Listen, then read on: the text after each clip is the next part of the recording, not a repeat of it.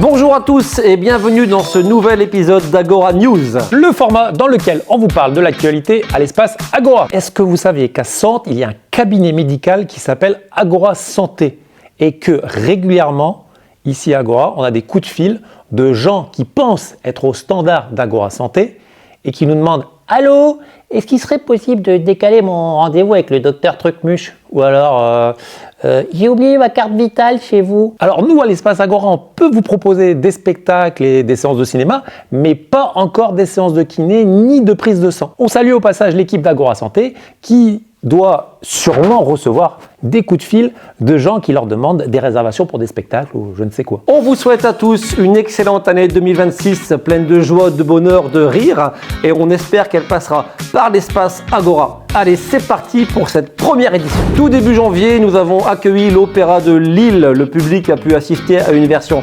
immersive du château de Barbe-Bleue.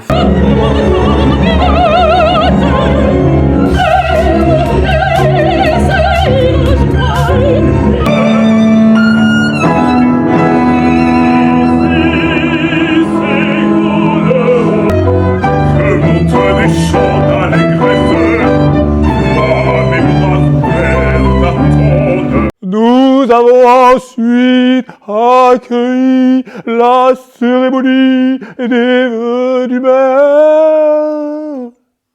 Non? Pas ouf? Non, pas ouf? Pas ouf du tout. Non, pas ouf la DA? Non. Change de DA. Change de DA, pas ouf. Bon, bah tant pis. Le 17 janvier, c'était la cérémonie des vœux du maire à la population.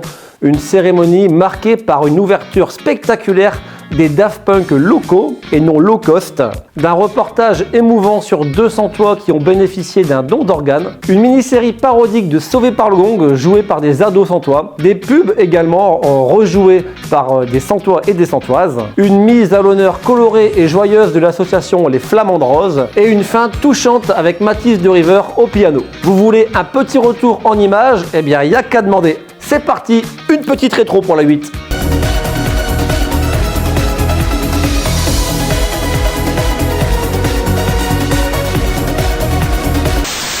Puis, avec des médicaments anti-cancer dont les effets secondaires me rongeaient jour après jour. Mais je tenais bon. Je me battais pour cette dernière chance qui m'était offerte. Allô, le responsable des boissons rouges? Ah bah tu tombes bien, je l'appelle la SPA. Maurice a encore bouffé tous les chocos suisses. Alors, allez payer jusqu'à 10 francs de plus et risquer de laver même bien. Mais dis donc, il n'est pas marqué des casses ici. Quand je me lève le matin et que mon réveil crie sans fin, je me dis que je serai encore en retard. J'attrape vite mes cahiers, me regarde vite fait dans le miroir et j'arrive plus voilà l'arrêt pour voir le bus qui repart. C'est pas grave, je suis sauvé par le gong. Mais au fait, où est Lisa? Elle arrive, elle se prépare. Elle fait un stage ici comme serveuse. Pardon Kelly, je n'ai pas bien entendu.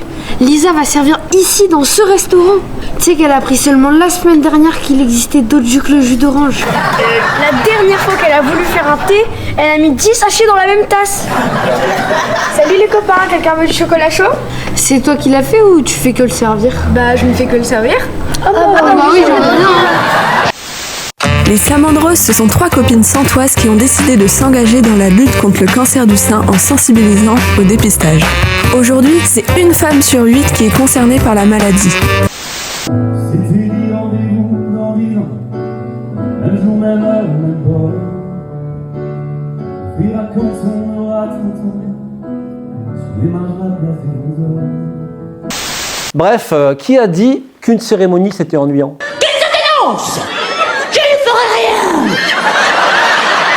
En janvier, nous avons accueilli le concert Heroes Tribute to David Bowie.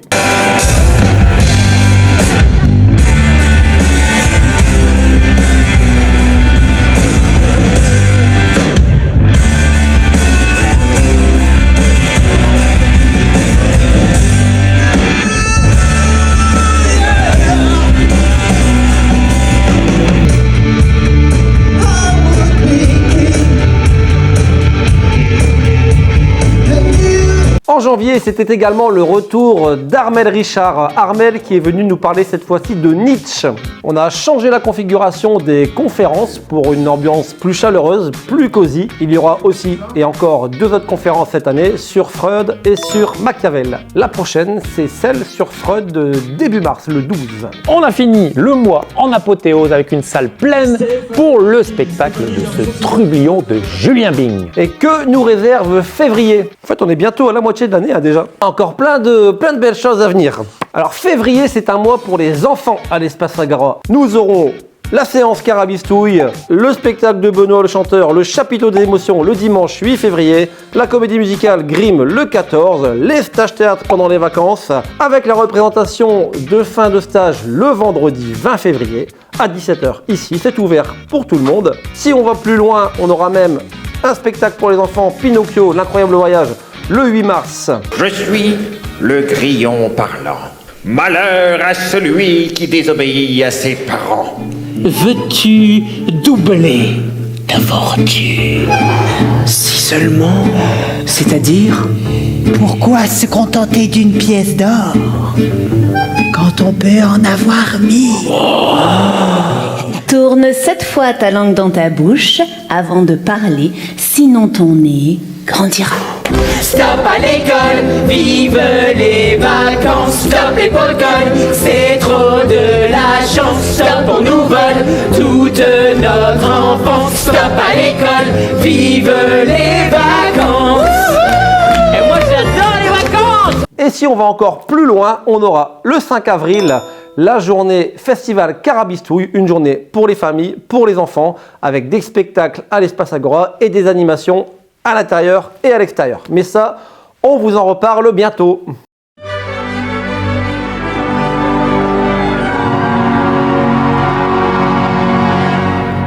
Un soir d'été, Suzanne débarque sans prévenir chez sa sœur Jeanne avec ses 2 enfants. Retrouvailles tendues, silence lourd, malaise palpable. Le lendemain matin, un mot, Suzanne a disparu. Pas d'accident, pas de drame spectaculaire, un choix. À la gendarmerie, la colère explose, aucune recherche ne sera lancée. Les enfants vont bien est un thriller familial à fleur de peau, aussi tendu que bouleversant. Un drame intime, sensible et crédible, porté par une Camille Cottin magistrale de justesse. Aux côtés de Juliette Armanet et Monia Chokri, elle donne corps à un film qui parle de l'absence, de la responsabilité et des failles familiales avec une grande intelligence émotionnelle. À seulement 26 ans, Nathan Ambrosioni signe son 3e film avec une maturité impressionnante. Il filme la colère et la reconstruction avec pudeur et délicatesse. Un film simple, fort et profondément touchant. Parfois, on ne voit pas d'autre choix que de s'éloigner pour ceux qu'on pense être leur bien. Est-ce que vous arrivez à entendre ça ?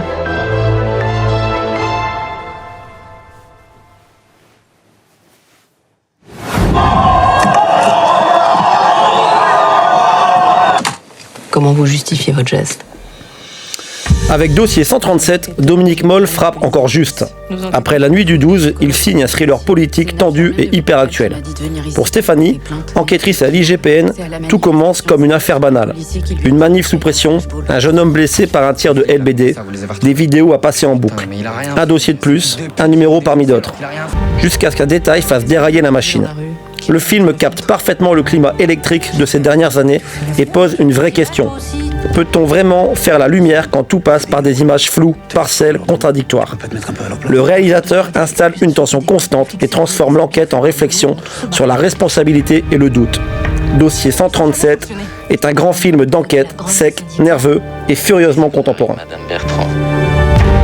Si tout le monde pense qu'un autre point de vue que le sien est hostile, comment on tient ensemble ? Je sais plus, moi.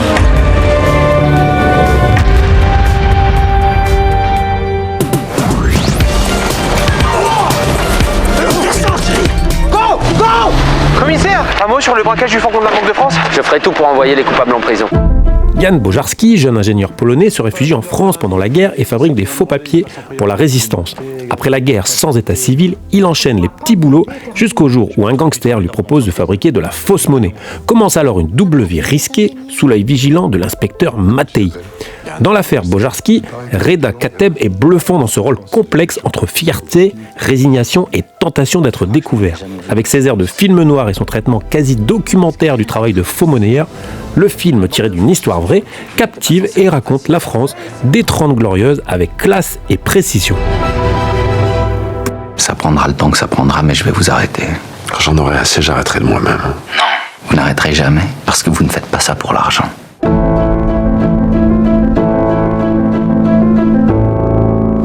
10 ans. Il a fallu attendre 10 ans pour le deuxième opus de Zootopie. On retrouve le duo de choc Judy Hopps et Nick Wilde. Après avoir résolu la plus grande affaire de la ville, leur collaboration est mise à l'épreuve quand le chef Bogo les envoie en thérapie pour coéquipiers en crise. Et encore plus quand ils doivent enquêter sous couverture sur un mystérieux serpent qui vient d'arriver en ville. Rythmé, drôle et émouvant, avec des décors sublimes, Zootopie 2 est un grand film d'animation qui rappelle que nos différences nous rendent plus forts. Un film malin, drôle et visuellement réjouissant. Zootopie abrite une population de reptiles très discrets. Laissez-moi parler aux locaux. Salut mon pote. Salut mon pote. Salut pote. Salut mon pote. Mon pote. Mon pote. Mon pote. Mon pote. Mon pote. Mon pote. T'as vu un serpent? Non. Je m'appelle Louise de Pilegui. J'étais vice-procureure du parquet de la Gers de Lyon. Cocaïne. Louise, brillante substitut du procureur, n'a pas vu sa mère Judith depuis 15 ans. Et voilà qu'elle se retrouve mutée au tribunal où sa mère est greffière. Pire, elle devient sa chef et elles doivent collaborer sur une affaire apparemment banale qui va vite mettre leur nerf à rude épreuve. Avec un style visuel très graphique, issu des Beaux-Arts et de la BD, ce premier long métrage de Pierre Mazingarbe oscille entre comédie parodique sur la justice et film de mœurs familiales. Mais c'est surtout le duo Louise Bourgoin-Muriel Robin qui fait mouche, explosif, drôle et irrésistible. Chien sans tête, il est où? Depuis quand ma carrière t'intéresse? Depuis que t'es ma fille. Si t'es pas coupé les ponts, tu le saurais. T'arrêtes de te foutre de ma gueule! Est-ce qu'elle peut sortir? J'ai peut-être pas été la meilleure des mères, mais j'ai fait ce que j'ai pu. Et tu vois, quand je regarde ma fille, je suis fier de moi.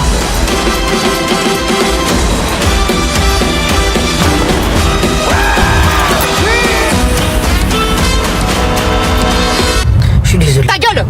C'est la fin de ce numéro d'Agora News. Des bisous. Ciao ciao.